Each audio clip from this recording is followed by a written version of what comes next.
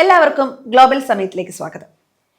നമ്മൾ ഇന്ന് ചർച്ച ചെയ്യുന്നത് അമേരിക്കൻ ഇമിഗ്രേഷൻ രംഗത്ത് പതിനായിരക്കണക്കിന് ഇന്ത്യൻ കുടുംബങ്ങൾ ഏറെ പ്രതീക്ഷയോടെയും അതിലേറെ ആശങ്കയോടെയും ഉറ്റുനോക്കുന്ന ഒരു വിഷയമാണ്.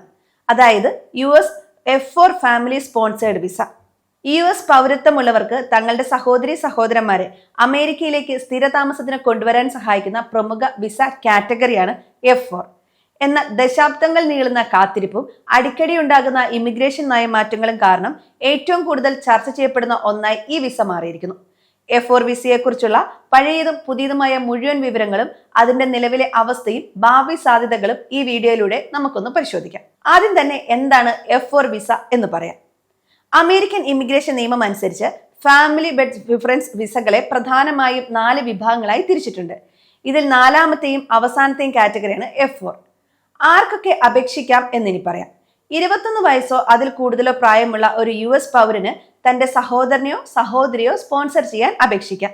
അപേക്ഷ ലഭിക്കുന്ന പ്രധാന വ്യക്തിക്ക് ഒപ്പം അവരുടെ പങ്കാളിക്കും 21 വയസ്സിന് താഴെയുള്ള അവിവാഹിതരായ മക്കൾക്കും ഈ വിസയിലൂടെ അമേരിക്കയിലേക്ക് കുടിയേറാം. അപേക്ഷകനായ പൗരൻ USCIS ഫോം സമർപ്പിക്കുന്നതോടെയാണ് നടപടികൾ ആരംഭിക്കുന്നത്. അപേക്ഷ സ്വീകരിക്കുന്ന തീയതിയാണ് അവരുടെ പ്രയോറിറ്റി ഡേറ്റായി നിശ്ചയിക്കപ്പെടുന്നത്. കാത്തിരിപ്പ് കാലയളവും ബാക്ക്ലോഗും F4 വിസയുടെ ഏറ്റവും വലിയ വെല്ലുവിളി അതിന്റെ അമിതമായ കാത്തിരിപ്പ് കാലയളവാണ്.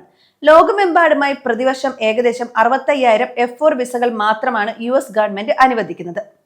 എന്നാൽ അപേക്ഷകരുടെ എണ്ണം ദശലക്ഷക്കണക്കിനാണ്.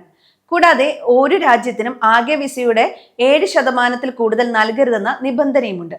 ഇതാണ് ഇന്ത്യ, മെക്സിക്കോ, ഫിലിപ്പീൻസ് തുടങ്ങിയ രാജ്യങ്ങളിൽ നിന്നുള്ളവർക്ക് കടുത്ത പ്രതിസന്ധി സൃഷ്ടിക്കുന്നത്.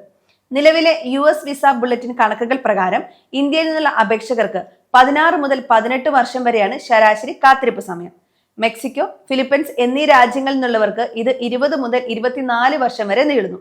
ഇത്രയും നീണ്ട കാലയളവ് കാരണം അപേക്ഷ നൽകുന്ന സമയത്ത് ചെറിയ കുട്ടികളായിരുന്നവർ വിസ ലഭിക്കുമ്പോഴും പ്രായപൂർത്തിയായി കാറ്റഗറിക്ക് പുറത്താകുന്ന സാഹചര്യങ്ങളും സാധാരണയായി. ഇതിനായി ചൈൽഡ് സ്റ്റാറ്റസ് പ്രൊട്ടക്ഷൻ ആക്ട് ആനുകൂല്യങ്ങൾ ഉണ്ടെങ്കിലും വിസ ലഭ്യതയിലെ വൈകൽ പലപ്പോഴും കുടുംബങ്ങളെ സങ്കീർണമായ നിയമപ്രശ്നങ്ങളിൽ എത്തിക്കുന്നുണ്ട്. അപേക്ഷകർ നേരിടുന്ന പ്രധാന വെല്ലുവിളികളും റിസ്കുകളും നമുക്ക് പരിശോധിക്കാം. വർഷങ്ങൾ നീളുന്ന കാത്തിരിപ്പിനിടയിൽ അപേക്ഷ സമർപ്പിച്ച പൗരൻ മരണപ്പെട്ടാൽ അപേക്ഷ റദ്ദാകാൻ സാധ്യതയേറെയാണ്. ചില പ്രത്യേക സാഹചര്യങ്ങളിൽ ഹ്യൂമാനിറ്റേറിയൻ റീഇൻസ്റ്റേറ്റ്മെന്റ് വഴി കേസ് നിലനിർത്താമെങ്കിലും ഇത് ഏറെ സങ്കീർണമാണ്.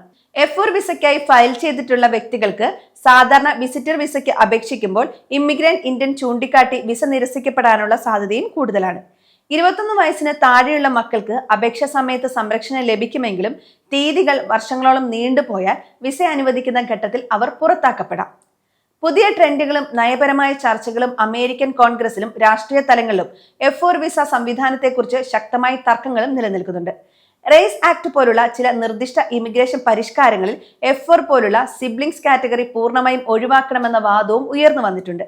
സ്കിൽ അധിഷ്ഠിത ഇമിഗ്രേഷന് കൂടുതൽ മുൻഗണന നൽകണം എന്ന നിലപാടാണ് ഇതിന് പിന്നിൽ. അതേസമയം കുടുംബ പുനരധിവാസം അമേരിക്കൻ ഇമിഗ്രേഷന്റെ മൂലക്കല്ലാണെന്നും ഇതിനകം ഫയൽ ചെയ്ത ലക്ഷക്കണക്കിന് അപേക്ഷകൾക്ക് നീതി ലഭിക്കണമെന്നും മനുഷ്യാവകാശ സംഘടനകളും ഡെമോക്രാറ്റിക് പ്രതിനിധികളും വാദിക്കുന്നുമുണ്ട്. USCIS അപേക്ഷകളുടെ പ്രോസസ്സിംഗ് വേഗത്തിലാക്കാൻ ശ്രമിക്കുന്നുണ്ടെങ്കിലും പ്രതിവർഷ വിസ കാട്ട മാറ്റമില്ലാതെ തുടരുന്നിടത്തോളം കാത്തിരിപ്പ് സമയത്തിൽ വലിയ കുറവുണ്ടാകാൻ സാധ്യതയില്ല. തങ്ങളുടെ പ്രിയപ്പെട്ട സഹോദരങ്ങളെ അമേരിക്കയിലേക്ക് കൊണ്ടുവരാൻ ആഗ്രഹിക്കുന്നവർക്ക് F4 ഒരു മികച്ച വഴിയാണെങ്കിലും അതിരിറ്റ ക്ഷമയും കൃത്യമായ നിയമധാരണയും ഇതിന് അത്യാവശ്യമാണ്. കാത്തിരിപ്പ് സമയം എത്ര നീണ്ടതാണെങ്കിലും അപേക്ഷിക്കാൻ താല്പര്യമുള്ളവർ വൈകാതെ തന്നെ ഫയൽ ചെയ്യുന്നതാണ് ബുദ്ധി. കാരണം നിങ്ങളുടെ പ്രയോറിറ്റി ഡേറ്റ് എത്രയും വേഗം ലോക്ക് ചെയ്യുന്നോ അത്രയും വേഗത്തിൽ കാത്തിരിപ്പിന്റെ വരിയിൽ മുന്നിലെത്താം.